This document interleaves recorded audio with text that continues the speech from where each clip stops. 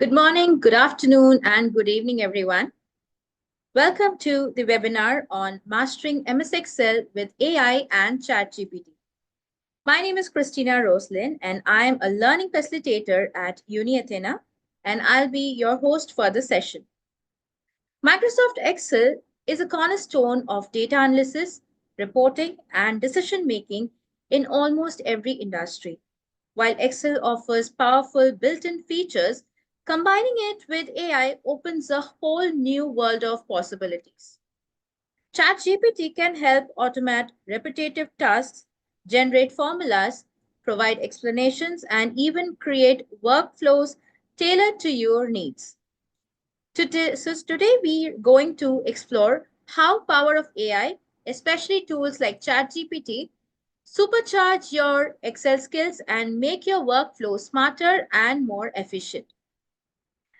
Today we have with us our honorable panelist and speaker, Mr. Nitin Korean. He is the program manager for the MBA and master courses at UniAthena. He has been associated with the education sector for over 5 years now and is an expert in business analytics using Excel. Now, to give you a clearer picture of what we'll be discussing today, I have a few presentations. So I'll just give you an overview of it so that you know what we are going to learn about. Okay. So I hope my screen is visible.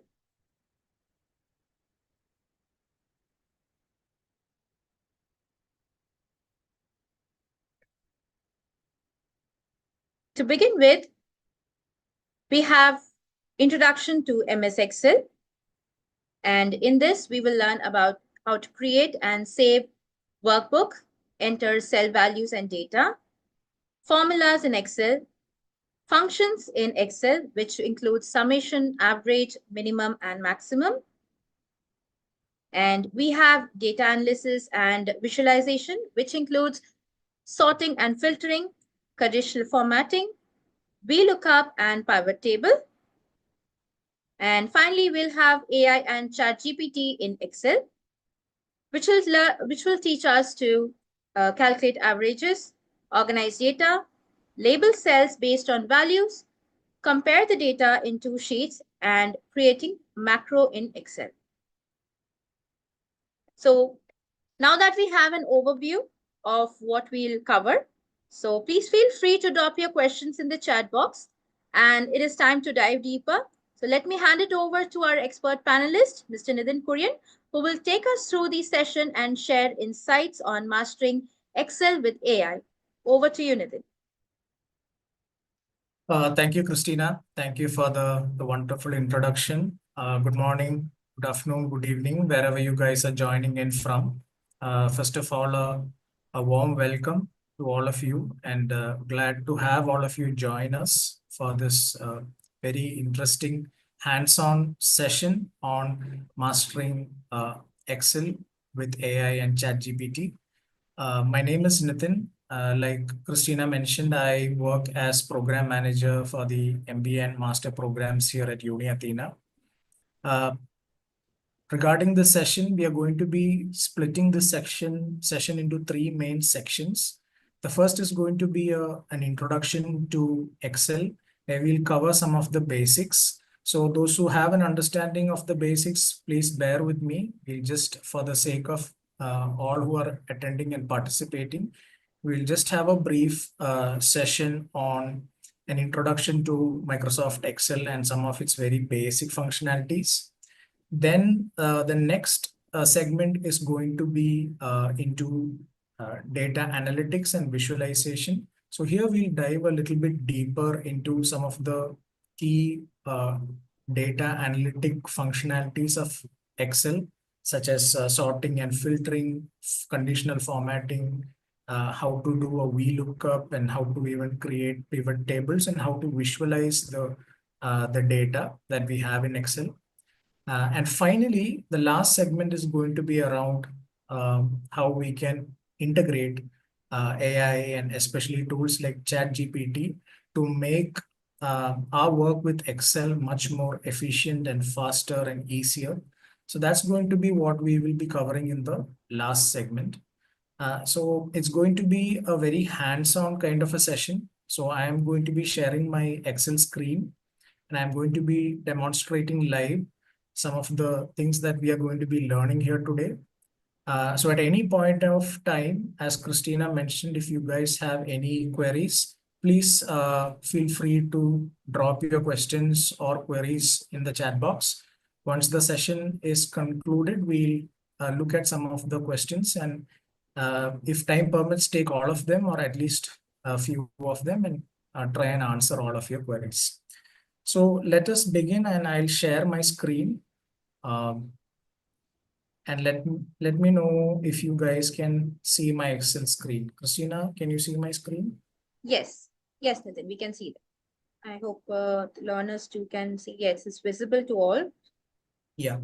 So we'll just start with a very brief introduction to Microsoft Excel. Microsoft Excel is an extremely powerful tool, and even with all of the data analytics and business analytics capabilities that are coming with very new tools like, let's say, Power BI and so on, statistics indicate that 80% of organizations and business leaders across the world are still using Microsoft Excel for their data analytics and business intelligence applications and requirements. So Excel is such a powerful tool, and a deep understanding of Excel is very, very necessary in today's dynamic business world. We will first begin with an overview of what the Excel is all about and how you can enter data and analyze data with regards to the needs of your business. So the screen that you see here is basically the Excel screen, and each of these, this area basically becomes your workbook or your worksheet. And data in Excel is generally provided in rows and columns. So each of the columns are marked from A all the way till Z and so on. And each of the rows are marked from 1 to 3 and so on. So the data is going to be incorporated in the form of rows and columns. And as you can see, uh, there is a data set here, and it is a data related to the employees of an organization. Okay, and you have their first name, their last name, their employee ID, their division, and all of the other details that an organization would generally have about their employees. The first section that we want to see is how to create a workbook and how to save a workbook. So imagine that you have this data here and you want to create a workbook and paste this data into that workbook. What you need to do is go to File, and you can see a blank workbook option here, or you can also see all of the existing workbooks that we have already created. So you can take a blank workbook like this, and then as you can see, a blank workbook will be created here in Excel, and then you can do whatever you want in that blank workbook. Okay, like I can type something, I can enter any kind of numeric values. I can do whatever I want. And then I will have to click on this save button that you see here. And when I click on that, Excel will give me the details to provide a name for this Excel file, and also give me information on where I want to save this workbook. Okay. So once I select the name, provide an appropriate name, and choose a location to save my Excel workbook, I can just click on the save button, and uh, we will basically be saving that workbook. Okay, so that is how you will create a new workbook and save a workbook in Excel. For the purpose of this webinar, I already have a workbook created, and I have this data already here for us to be practicing and learning today. Uh, And how we enter values in Excel is just by clicking on each of these what are called cells and entering the data in this cell. Okay. So if I have a cell here, I can enter any kind of uh, textual or numeric data into that cell. Okay. And each of these cells are identified by their column and row number, which would make each cell in this Excel a unique cell. Okay, so for example, the cell that I have highlighted right now is from column L and row 4. So this cell essentially is identified as L4. Okay, and similarly, this cell would be identified as N 11, okay, because it's in row number 11 and column number n. Okay, so similarly each cell is uniquely identified, and whenever we perform any kind of operations in Excel or for whatever requirements that we have, whenever we perform any kind of operations, we always reference each cell by this name that it has, by this unique name that it has. So as we progress with our session and get into hands-on activities of doing some data analytics, you will see that the way we reference the cell is by this name, the column name followed by the row number. So that's how we enter values in Excel. And the data set that you can see here essentially has this what is called the header. Okay, so this becomes the header of the data that we have here. And each of these are the entries or the rows of this data set. Okay. And typically what we can also do is convert this data into a table, which will make the data much more visible and readable and easy to operate with. So how you do that is you can come to any cell within this data set and click on the shortcut key Control A, okay, which will select all the data in this data set. Alternatively, you can even manually use your mouse cursor and then select the entire data in this way. Okay.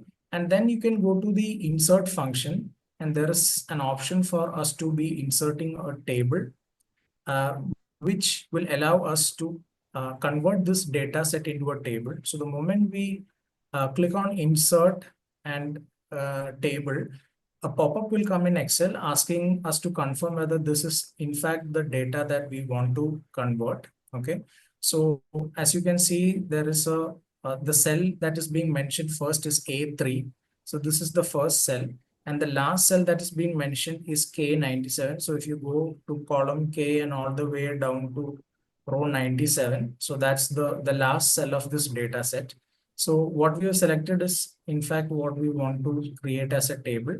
And you also keep this my table has headers checked so that when the Excel creates the table, this column, this row that we have here with the column headers will become the header of the table that gets created. Now, when you click on OK, you can see that by default, this data has been converted into a table, and the table has a header, and this has now become much more readable. And on top of that, there are some inbuilt functions that have been um, incorporated into a table, which makes the data analysis much more easier. Okay, so we will get into all of that later, but just keep in mind that when you're working with these kind of data sets, it's always good to convert these data sets into tables. Okay, and Excel also has has, like any other Microsoft application, Excel also has an undo and a redo button. So I just converted my data back into a normal data set using the undo button, or you can even redo and it will get converted back into the table. Okay, so that's a little bit about how to create a workbook, save a workbook, and enter and save data and create a table out of the data that we have in Excel. Okay. Uh, Now we move on to an important segment, which is called formulas and functions in MS Excel. So in MS Excel, we have the opportunity to do any kind of data analysis using what is called formulas or functions. Okay. So let me explain that to you by showing you a very simple example. Let's say we want to calculate the hourly rate of the first 5 employees that we have in this table. So the first 5 data is from here till here, okay? And we want to calculate the total of the hourly wages that is being paid to these 5 employees. So one way to do that is by writing a formula, okay? And the formula will have us manually type in all of the components or the elements of that that are required to complete that formula. For example, in our requirement here, we will have to create a formula which allows us to add the hourly rate of the first 5 employees. So how to create a formula is you start with what is called the equal to button, okay? And you open a parenthesis, and then you can incorporate the elements that are required to operate or fulfill that function. So in our case, the first element that we need is the hourly rate of the first employee. So that is being shown as J4. Then we'll have to add it. So I'm including the plus button. Okay. Then we will have to provide the next employee hourly rate, which is J5. And then again, plus button. Then for the third employee, J6, then again, plus button. For the fourth employee, J7, again, plus button. And finally, the hourly rate of the fifth employee, which is in J8. Okay. And then we will have to close this parenthesis and then click on the enter button. Okay. So as you can see, the total has now been calculated by Excel, which is coming to $63.9. So this is how typically we will operate what is called a formula in Microsoft Excel. But as you could see, the activity is very tedious. And if I just imagine if I had to calculate the sum of the hourly rate of all of these 94 employees that we have in this table, it would have taken me a long time. Okay. This is where what's called functions come into play. A function is a predefined formula that has been created by Excel, which allows us to do complex data analytics and calculations in a very simple manner, because you only have to include or provide whatever the parameters required by the function into that function, and the rest will be very easily done by Excel on its own based on what has already been incorporated into that function. Okay. So for the same example, um, where we want to calculate the hourly rate of the first 5 employees, the sum of the hourly rate of the first 5 employees in this table, we have a function in Excel called sum. So how you start a function is again with the is equal to symbol, and then you just have to write the term sum here. Okay. And if you do not know the functions by heart, don't worry about it. Uh, we have this option here called functions, and you can click on that and you can insert whichever functions or try and understand the already pre-built functions that Excel has to offer. So you can do that, or you can, like what we are going to be seeing in the last section of this webinar, you can also take the help of ChatGPT and AI to understand what is the ideal function that you need to be using. So these days you don't have to by heart any of the functions. You can either use the help of Excel itself, or you can even use the help of uh, tools like ChatGPT to try and understand what is the ideal function that you need to be using.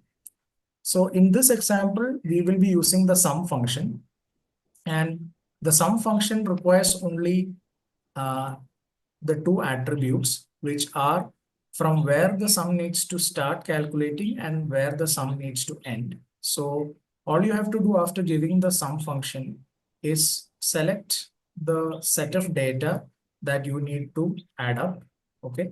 And then close the parenthesis and click on enter. So as you can see, the manual activity that took us so much time, even with just 5 entries, was easily completed using the sum function in a very little amount of time. Okay. So let's say you want to calculate the sum of the hourly rate of all the employees that we have here.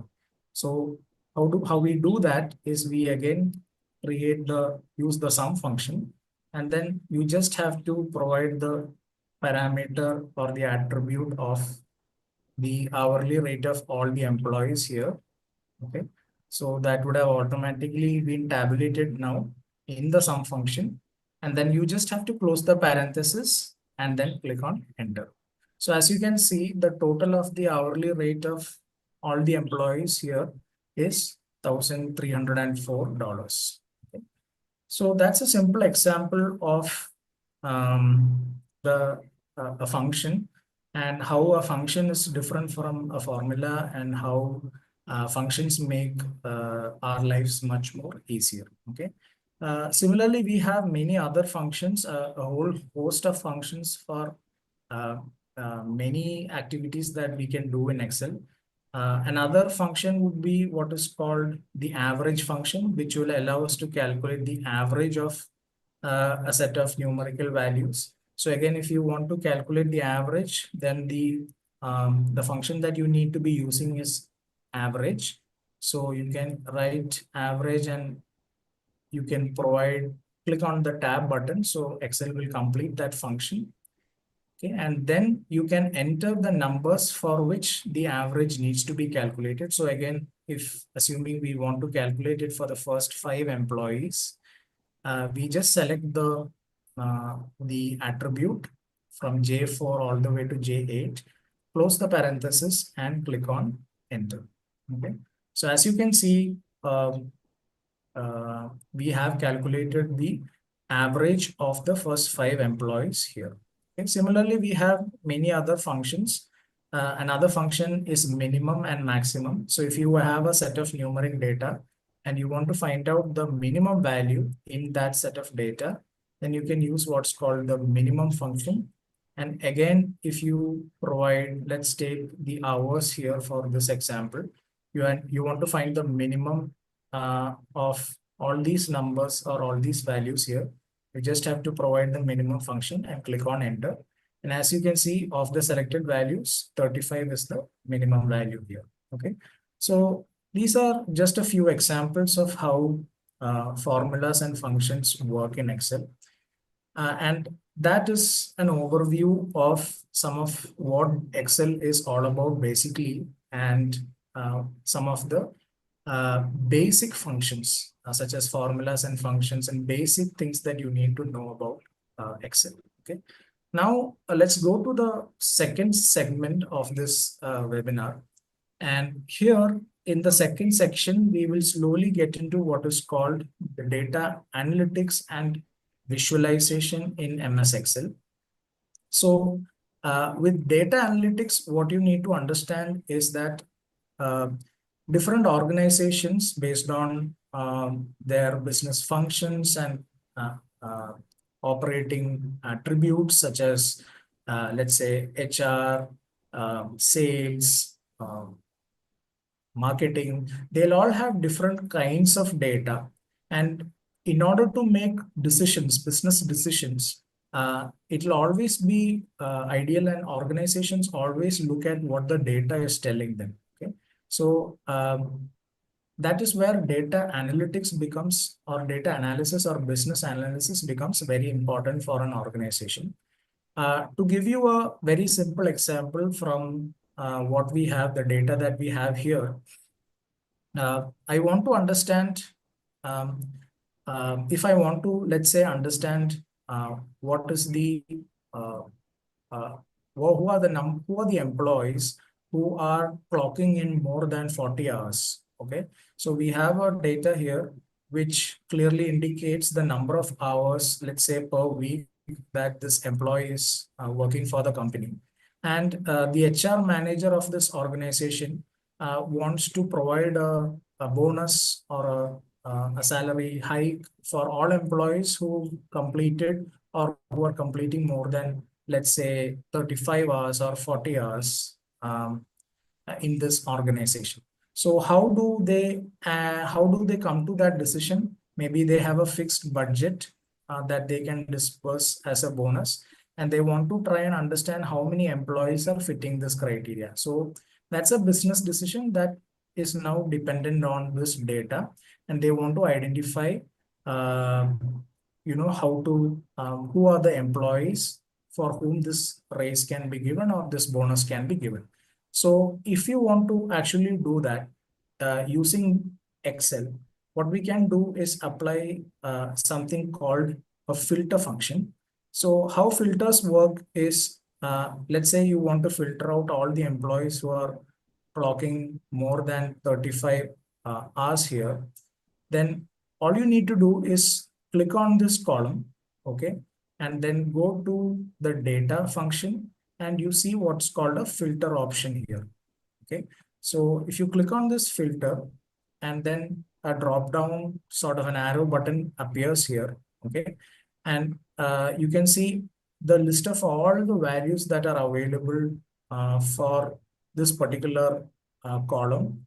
And all you have to do is unselect this option, and then select only those entries where the hours clocked by the employees is more than 35, okay, or more than or equal to 35. So in this case, I'll go with more than 35, and I'll just have to click on OK button. And as you can see, the data has now been filtered to only those employees who are clocking more than uh, 35 hours. Okay. So as you can see, the total number of data in this entry has reduced.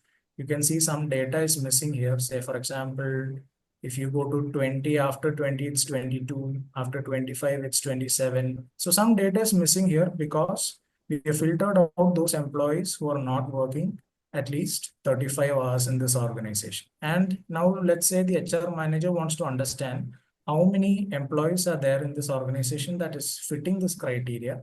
Then all he or she has to do is come here and select the entries.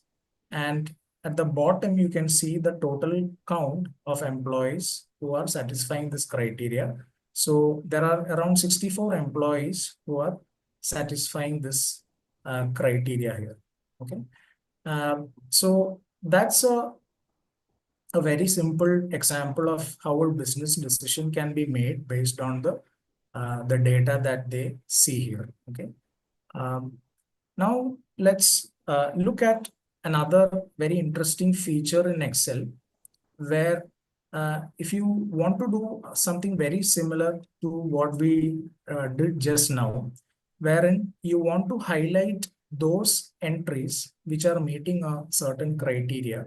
So let's for now remove the filter here and have all the entries back in our data set.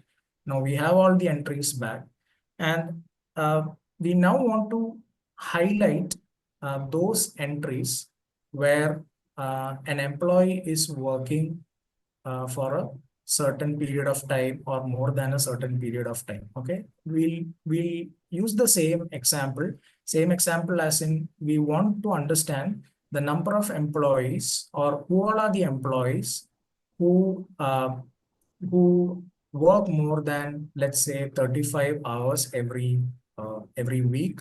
But we don't want to filter out the data. We just want to highlight those data in our existing data set. Okay.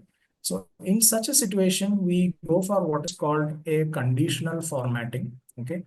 And what a conditional formatting allows us to do is it allows us to format.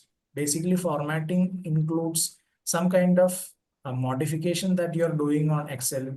It could be like highlighting it with a certain color, making the font bold or italicized or underlined, or uh, coloring the cell in a particular way. So that's called formatting. So we are trying to format the entries in this data cell based on a particular condition, okay? A preset condition that we are determining.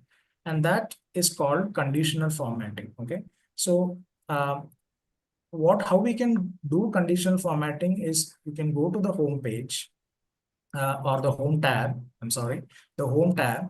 And then here on the right, you will see what is called a conditional formatting option here. Okay. So this is what you will be using to do the conditional formatting. Okay. So in this example, we wanted to try and identify uh, all the employees who are working for more than, let's say, 36 hours. So I'll enter 36 here, okay?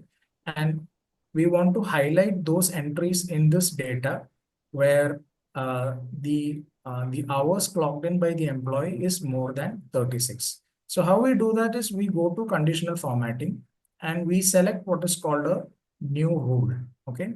And when you click on the new rule, a pop-up opens and it asks us to give, it provides us a variety of options. But for us, we will go for the last option, which allows us to use a formula to determine which cells to format. We will select that, okay? And then we will have to give the rule based on which the formatting needs to happen. So let's in this example take the first entry for Sarah Kling. So uh, the hours clocked by Sarah is provided in the cell I4. So we'll click on I4, and this is the cell referencing that I was talking to you about in the first section. So we are referencing I4, the data in I4 using the name I4. And why the dollar sign is given, I'll explain it to you later. But for now, let's uh, provide I4, which is the value that we want to compare. And we now want to check if this value is greater than the value that we have in N4. Okay. And if that value is indeed greater, okay, then we want it to be highlighted in a particular color.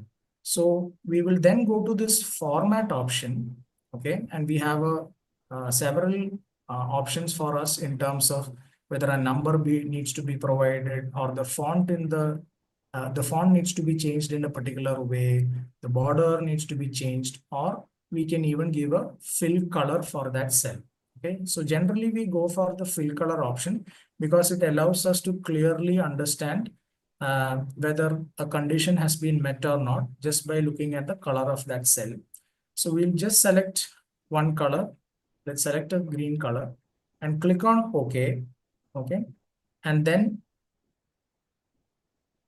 now we are checking for this condition. Okay. And then checking if the criteria is being met here. Okay. So we'll click on OK. And the criteria is not being met, and that is why the color hasn't appeared. Okay. Now, if you want to apply it for all the entries in this data set, then what we need to do is we again need to go to the conditional formatting and we click on manage rules option. Okay. And uh, in the manage rules option, we can again select a new rule. Okay. And then use a formula. And here, instead of giving uh, just this value, okay, just this value that we have here, what we can do is we can remove the dollar option from the number. The reason is that I4 represents this particular cell, but when I want to do the same comparison for the next cell, the data for hourly clock in by the second employee does not lie in I4, but it lies in I5. Okay. So dollar essentially fixes the column or the row. So for us, a dollar before I is fine because all the information about the hours clocked in by the employees is in our I column. So we can fix the I option, but we don't want the number of the row number to be fixed. Uh, we want that to change as and when Excel does this analysis for the subsequent rows. Okay. So we will give I4 less than N36, which is in N4, but this value doesn't change in all of our comparison. So irrespective of whether you are in number 2, 3, 4, we still have uh, the comparison being done with N4. Okay.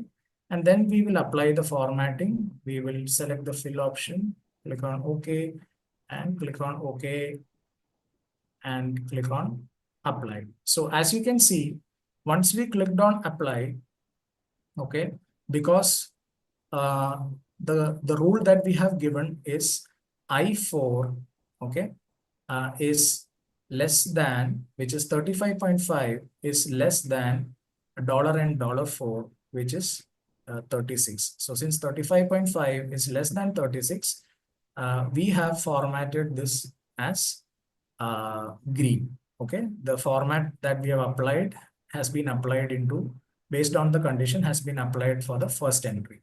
Now imagine you want the same rule to be applied for all the entries in this data set.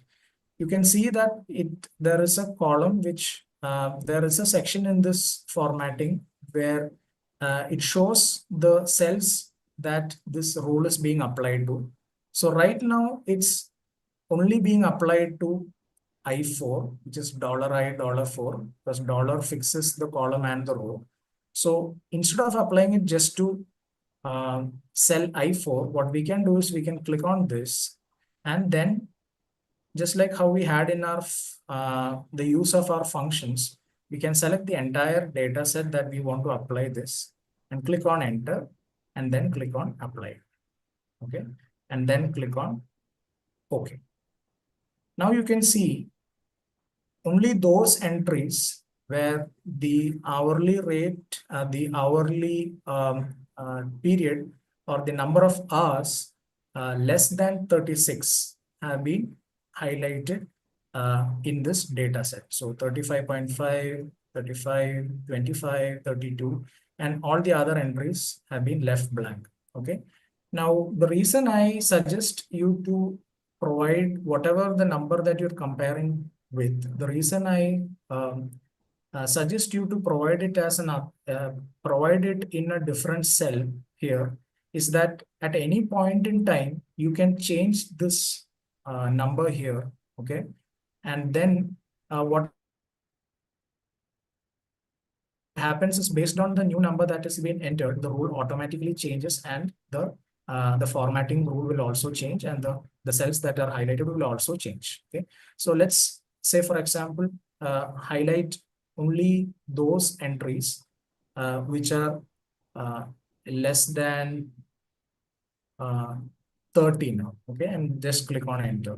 See, so when the moment we provided 30, you can see that only those entries which are less than 30 have now been highlighted. Okay. So the problem, if you go to the conditional formatting and then hard code the number there when we create the rule, is that every time you need to make a change, you again have to go to the rule and then make the change. But rather, if you have a cell here where you can control that number, then the good thing is that anytime you want to just simply change the number and check something, you can very easily do that, and correspondingly the rule applied gets changed. Okay. So that's a little bit about conditional formatting, where we are applying a particular condition, and then based on that, we are formatting the entries in the data set. Now let's go to the next section, which is called VLOOKUP. And VLOOKUP is a very, very interesting and important function in Excel. Uh, What VLOOKUP essentially does is when you have a large data set and you want to identify some particular information about one particular entry in the data set, then we go for what is called a VLOOKUP. Okay. So again, taking this example, let's imagine we have a huge set of data and you want to find the employee ID of one employee in your organization. Let's assume that this is the employee records of the employees, all of the employees in your organization, and you want to identify the employee ID of one employee of your organization, and all you have is the first name of that employee. Okay, so let's take for example Jacqueline. Okay, so we'll take that and we'll copy paste it here. Okay. Now we want to find the employee ID of Jacqueline. Okay. So imagine you have thousands and thousands of entries of all the employees who are there and they are arranged in no particular order. So manually searching for this name and finding the employee ID would be a huge task. Okay. So it is in such situations that we go for what is called a VLOOKUP or a vertical lookup.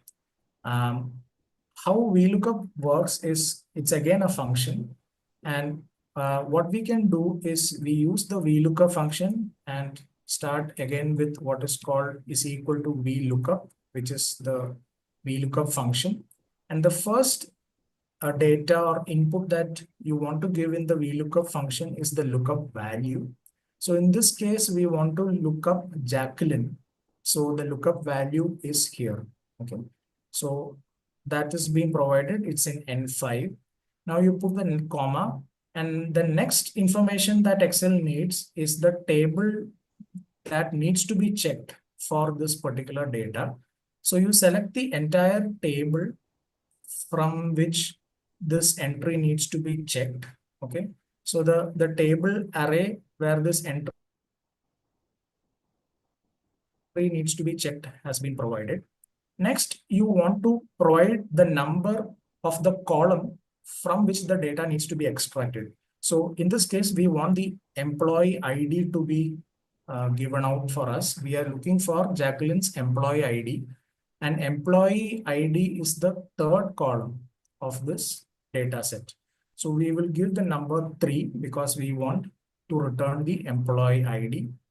And finally, we want to Excel will ask if this lookup value that we've given, which is Jacqueline, needs to be an exact match with what is being provided in this data set, for which we will give false, where we are saying that we do need an exact match. Okay. Then we close the parenthesis and then we click on enter. Okay, so AS03 has been returned. So let's go and check if that's correct. Jacqueline Banks AS03. Okay, so this is how VLOOKUP function works. Now the good thing again with having the name provided here is if you later now want to check another name, let's try with Harry Schwein. If you want to return the employee ID of Harry Schwein, give Harry here, and immediately Harry's employee ID has been returned as GC25. Okay. Want to try one more? Let's do Lynn Simmons. We'll copy Lynn's name and then give it here. And as you can see, Lynn with employee ID AC17 has been returned. Okay. So this is an example of how VLOOKUP works. And one very important thing that you need to keep in mind when working with VLOOKUP is that whatever you are looking up, okay, in this case, we were looking up the first name. Okay, that is what we were looking up. That needs to be the leftmost column of your data set. Otherwise, this function will not work. Okay, so since the first name is what we were looking up, first name has to be the first column of this data set. Okay, so if we have someone's last name and then we are trying to identify their employee ID, using VLOOKUP, then it will not work, or else you will have to move the last name from the second column to the first column and make first name the second column. Okay. Otherwise, VLOOKUP is not going to work. And in situations where the data that you want to look up does not or is not in the first column of the data set, we go for an advanced function called indexing and matching, which I'm not taking as of now because it's a little bit complicated. But just keep in mind that we can use the indexing and matching function if you do want to do that kind of a comparison. Okay. So that's a little bit about VLOOKUP. Now we'll go into what's called pivot tables. Okay. So pivot table is again a very important and interesting feature of MS Excel, where you can do data analysis very quickly by just inputting the data set that you have into the pivot table, and the pivot table will do all the calculation and the data analysis and will provide the output for you. Okay. So again, coming to a business example where we have the data, the sales data of an organization. Okay. And the sales data is based on each month of year 2019 and onwards. And this organization is selling dessert items, ice cream, frozen yogurt, tasty treats, popsicles, and so on. And there are three sales persons, Bishop, Pullen, and Watson, and they're working across the north, central, and west regions of, let's assume, USA. And the sales revenue and the number of units sold has been provided. So this is a typical sales data that any organization can have. Okay. Now we want to quickly do some data analysis. What we want to do using pivot table is again select the entire data, which we can do by selecting one cell in this data set and using the shortcut Control A. So the whole data set gets highlighted. And then go to the Insert tab and click on Pivot Table. Okay. So again, like the ordinary table, pivot table will have a pop-up for us asking us to confirm if this is indeed the table that you want. And then it will also check if the pivot table needs to be created in a new worksheet or an existing worksheet.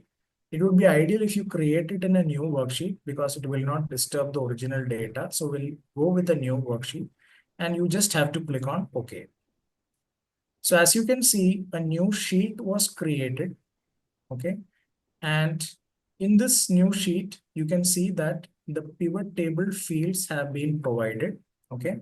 And then there are a set of parameters for us: filters, columns, rows, and values. Okay.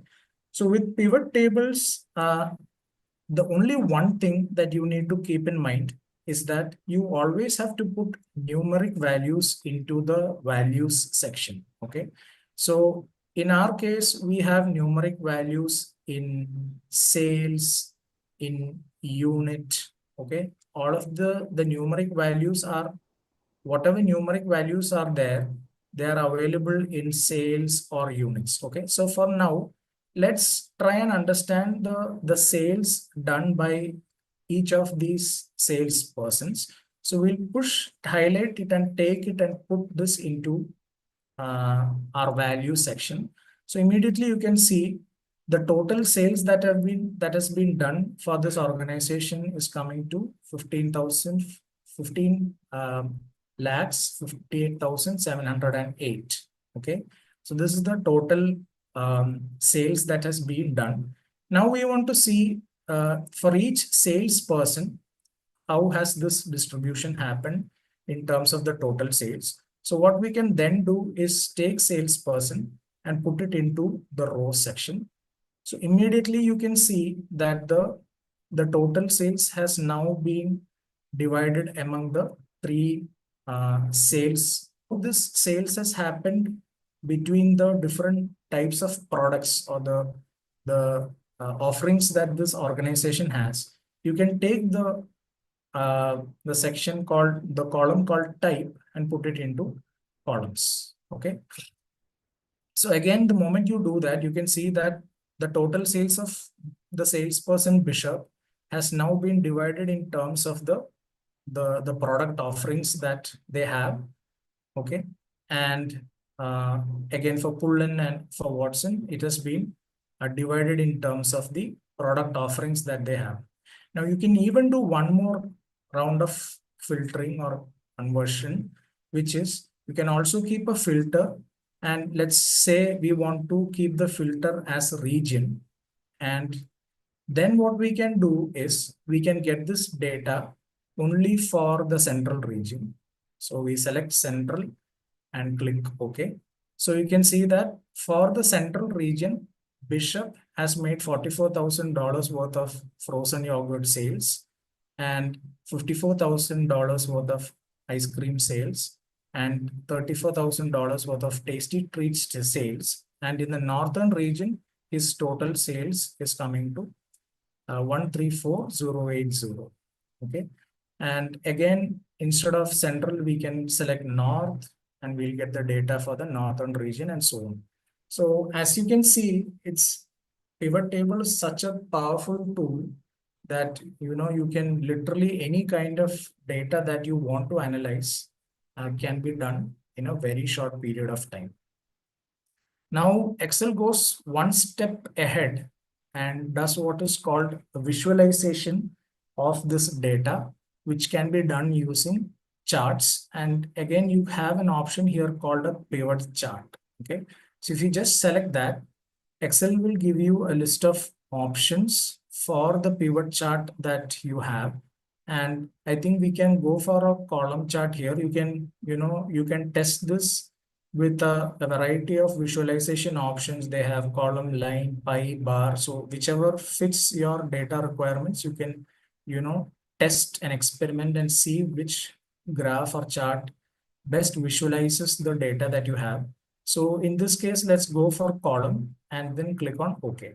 So the moment we click on OK, the data that we have here has now been converted into a chart, okay, which shows the sales done by uh, each of these salespersons in the different regions, okay, across the different product offerings. So this can very easily give us a lot of business insights. Say, for example, you want to see who's the salesperson who has done the highest amount of ice cream sales. Then looking at this chart, you can vary in the northern region because we have selected north. So looking at this data, you can very easily see that it is Poland. Okay. And if you want to see uh, who has done the highest amount of sales overall, again, you can see that in terms of ice cream, Bishop has done the highest overall sales and so on. So all of these insights very easily can be created using a pivot table. So that essentially brings us to the end of our second segment. And last but not the least, we will now look at how ChatGPT and artificial intelligence tools can help us with MS Excel. Now, the good news for all of you out here is that with AI and ChatGPT, you really don't need to know anything about Excel, but you can still reap the benefits of Excel because now you can just basically type in a query and Excel will create the formula or the function for you, and even it will even iterate the steps that you need to follow in order to execute that formula or function and give you the results. Okay. So just for the sake of having this discussion and doing some hands-on, I mean, you can apply it across the board. You can apply it to any kind of requirement that you have. All you need to do is to be able to articulate in words the requirement that you have very clearly to ChatGPT. And ChatGPT, tools like ChatGPT can give you the steps and the formulas or functions uh, that need to be used in order to give you what you want or give you what you're looking for. Uh, now, to begin with, let's take a very simple example. Again, I have taken a small bit of the data that we had for the pivot table, and I have a data of again the salespersons Bishop, Pullen, and Watson, and some data has been extracted, and we want to know the average of the uh, the sales in terms of uh, the sales revenue. We want to understand the average of the sales that has been done by each of these salespersons. So very quickly, let me copy paste something that I already have into ChatGPT.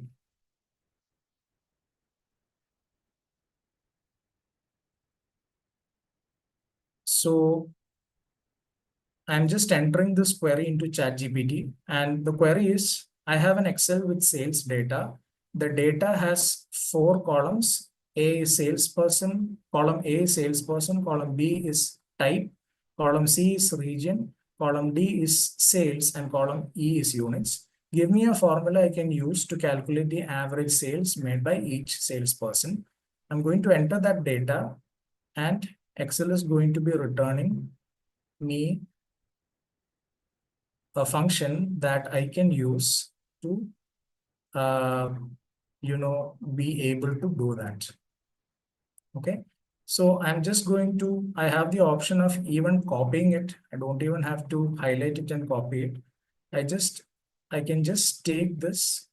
Okay. I can copy it. I can come back to my Excel. Okay. And here is where I want to find out the average of the sales made by Bishop. So I'll give it here, and we will replace this with the salesperson's name. Okay. So we will replace this with this one. Okay. And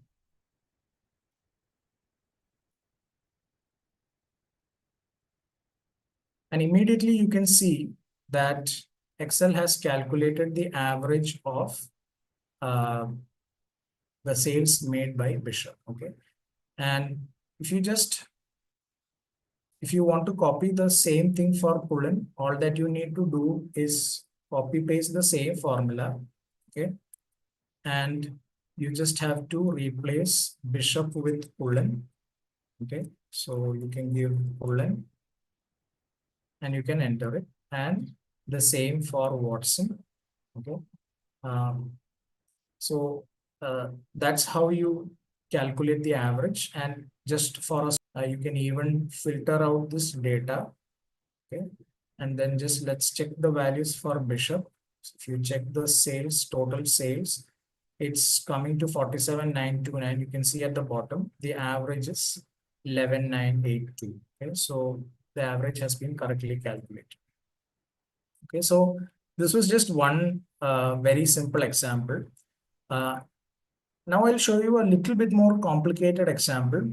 Okay. Again, I have a data here, and many a times you might get raw data in this form where all of the data has been, uh, you know, concatenated into a single uh, string, and you want to divide that data. So this is the same enrollment data that we had in our first table. I I have concatenated that data and made it into a single string. And now I want this data to be separated into, uh, all of the individual elements, the number, the first name, last name, employee ID, and so on. Okay.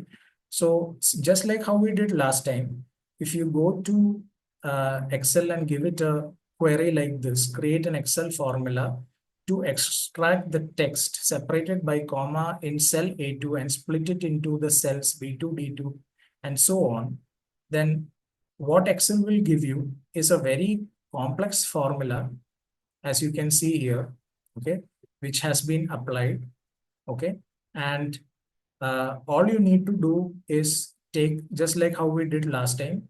Once Excel gives you the formula, you just have to copy the formula and paste it into this cell. Okay. And similarly, Excel will give you a formula to be applied in C.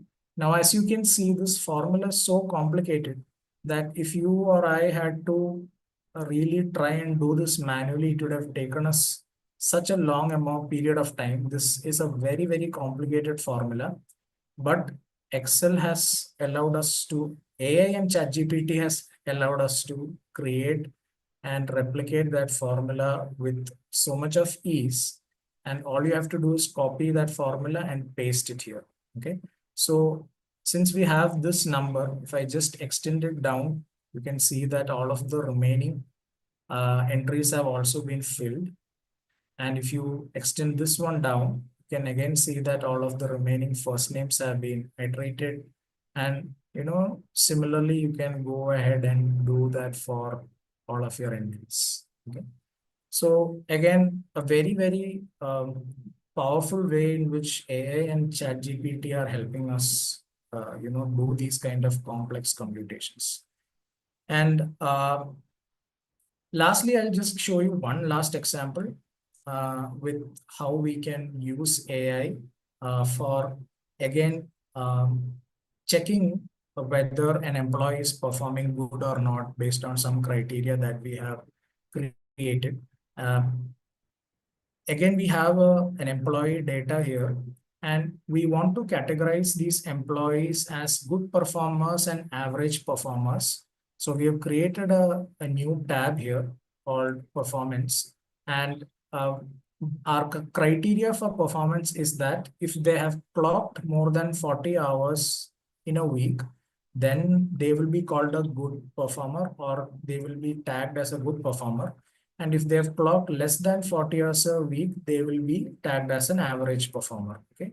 So again, I will go ahead and provide this kind of a data. Okay. So I have a data cell in Excel regarding employee information, and column I has the number of hours clocked by the employee. I want to check who all are employees who have clocked more than a certain hours and label them as good in a separate column, and other employees should be labeled as average. Okay. So this was the query that I inputted into ChatGPT. And the moment I inputted that, what ChatGPT returned for me is this function that we have here. Okay. So it's an if function. And what it is comparing is I2, $I2. So it's comparing I2 35.5, and it is being compared against $O, $2. So this is fixed at cell O2. Okay. And it is checking if I2, which is 35.5, is greater than O2, which is 40, then this function needs to return good. Otherwise, this function will return average. So even if I don't have an understanding of how if functions work in Excel, I can just go to ChatGPT and I can get this formula and I can just copy paste it here. And as you can see, since 35.5 is less than 40 and this condition is not met, average has been returned. Okay. So one important thing for you to again be mindful of is that this number that you are comparing it against, which is 40, this should always be fixed, and you should provide a $ before O and 2 so that this cell doesn't change when the computation happens for the remaining cells. While the number that you're comparing against, which is in column I, the $ needs to be provided only for I because the column is not changing. And for row, you do not have to provide a $ because for the second row, the comparison is happening between I3 and O2. And for the third row, it will be I4 and O2 and so on. So that is the reason we have we have no dollar sign before 2 because for each computation, we want 2 to keep changing and iterating and becoming 3, 4, 5, and so on. But the column is fixed at I, and the number that is being compared against, which is 40, is also fixed at O2. So now if we extend this, you can see that there's only, based on our condition, there's only one good employee here. So who's clocked more than 40 hours. So again, like the previous example, if I change this from 40 to 35, click on enter, you can see that we now have more good employees who are at least doing more than 35 hours of work every week. Okay. So again, you either can have the if function, you can know the if function and you can create this function by yourself if you know how if condition and if function works, or you can uh, provide a query to ChatGPT like the one I showed you, where I'm very clearly iterating my requirement and ChatGPT has returned this function for me. And all I have to do is wherever I want uh, that data to be given, where the performance need to be recorded, I can just copy that function. And if at all make any small modifications, like check whether the right column, I mean, the right cell is being compared against the right number and so on. And ideally, we should be having our results. Okay. So the big advantage with ChatGPT is you no longer have to by heart your functions or formulas. And just like the example that you saw here, even with very complex requirements, Excel can in Excel, which would normally take a lot of time for us to try and create. Excel will have ready-made functions given to us, which we just have to apply and get our results. So that's what mostly I wanted to cover. So we had a very brief introduction. We looked at some of the core and important data analytics tools, and we just saw how AI and ChatGPT can really help us with all of our Excel requirements and data analytics requirements through a few examples. Yeah, that's it. Thank you, guys. Thank you so much for patiently listening in. And I'm sure you guys might have some questions. So please feel free to, give your questions in the chat section and we'll try and take some of them. Okay. Thanks, Dan. Thank you. Over to you, Christina. Thank you so much, Nitin. I'm sure this session was very insightful for all our learners and viewers. So I'll quickly share my screen and now we'll go ahead and let them know about us. So we are UniAthena. Okay, so if although UniAthena doesn't need any introduction, it is an edtech organization offering online free learning, upskilling courses, and affordable academic degrees programs in flexible manner. UniAthena is founded in 2019 and is owned by Westwood Ventures, generally known as Westwood Education Group, operating since 2008 in higher education sector. And these are our partners, Abate Universities, Unimarcani from Italy, and UCAM from Spain, CIQ, CMI, SQA, FEDE, that is Federation for Education in Europe, and EIE, European Business School, and Acacia University. So here are our top partners and what we do.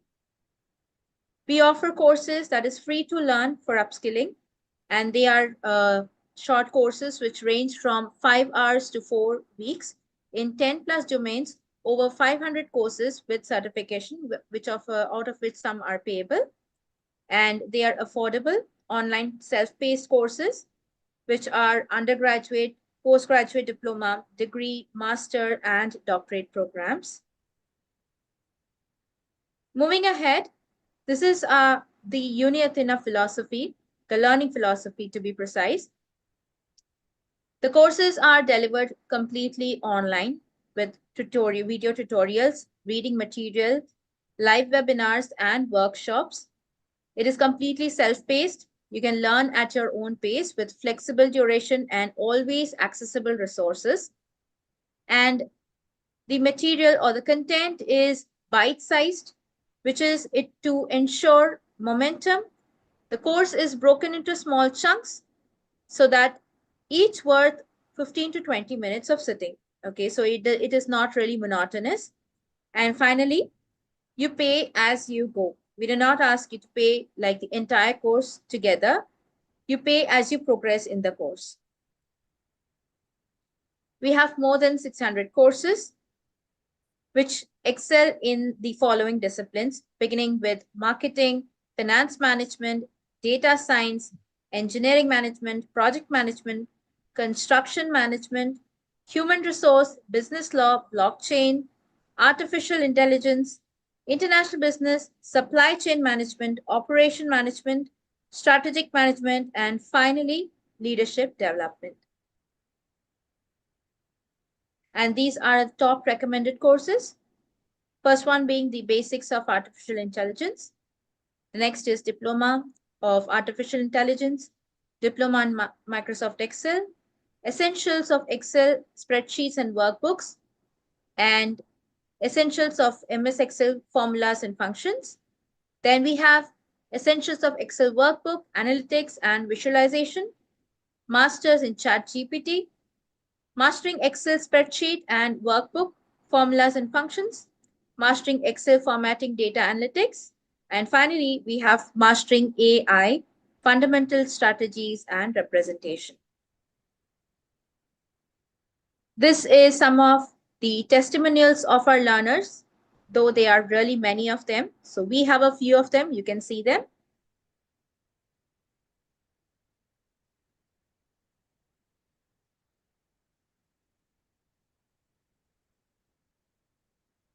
And this is our contact information. So if you're interested to know more about our courses, you can always reach out to us on the following mail ID, and there is a WhatsApp number. You can take a screenshot of this.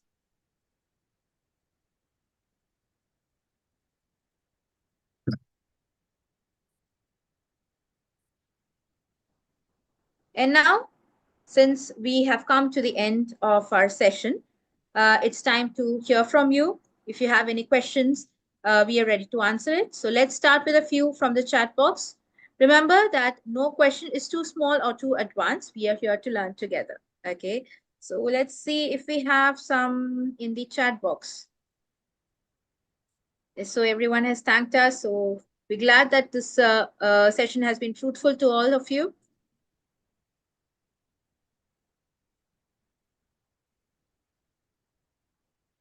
Okay.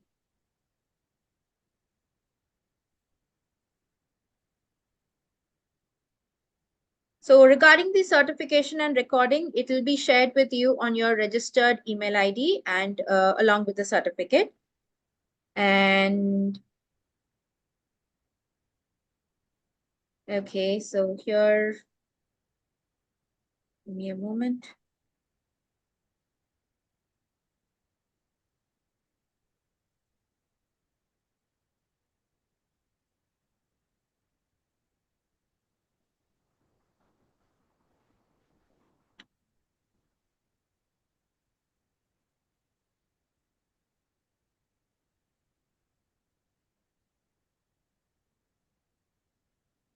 Okay, so everyone has thanked for the session.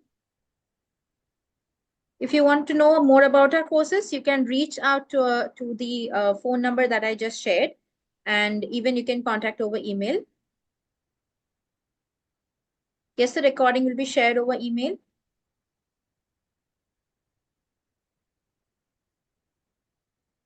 Okay. Okay, so that is all about it. Can you WhatsApp the number again? Okay, I'm sharing the slide again. You can take a screenshot.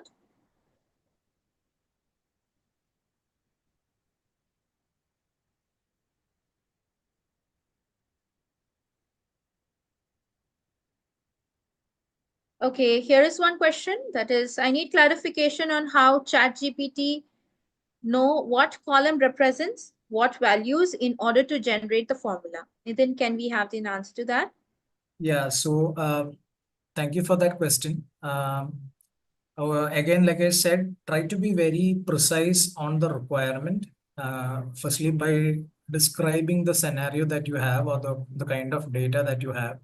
So describe in column A, you have this kind of data, and column B, you have that kind of data. So you can mention the column headers, which ChatGPT will understand. So first name, last name, sales unit, product type or item, and things like that. You can mention the column header, and you can mention the cell or the column in which A, B, C, the column in which uh, this data is present. So that really sets the context for ChatGPT. So the function that you get, you can directly apply, because then you don't have to change anything. So the number one thing here is to be very detailed in terms of the your data set, and how clearly you explain it to ChatGPT in terms of all the column headers and all the data that you have. You don't have to actually provide any the actual numeric or text data within these columns, but you just have to tell ChatGPT what kind of data set you have and what are the headers in that data set. That should be more than sufficient. I hope that answers the query. And we have another question, that is, how do we merge calculations between sheets? For example, the calculations from one sheet to be added on other sheet. Calculations, basically you can copy the formula and you can put it into whatever new sheet that you have. The only thing that you now need to be mindful of is when you've copied it, have any of the parameters changed, like the cell, the column and the row number and things like that. But the formula itself or the function itself, what it performs is going to be the same. So whatever parameters that you provided it in terms of the cells or the set of or the range of cells, you just have to cross check that in the new sheet. It is corresponding to what was there in the old sheet. So the cell values may change. So that's the only thing that you need to be mindful of. Thank you so much, Nitin. So I think that answers the query. And I see many people have asked about some other courses. So as you can see on the screen, you can mail on these mail IDs, or you can reach out on the following number. All right. And regarding your certificates and the recording, it will be mailed to you over the registered mail ID. All right. So thank you for your time, everyone. And the enthusiasm was really good. And I see flooding messages over the chats. And I hope the session inspired, and it helps to explore the powerful combination of Excel and AI. Have a great day and happy learning. Thank you. Thank you all. Have a great day.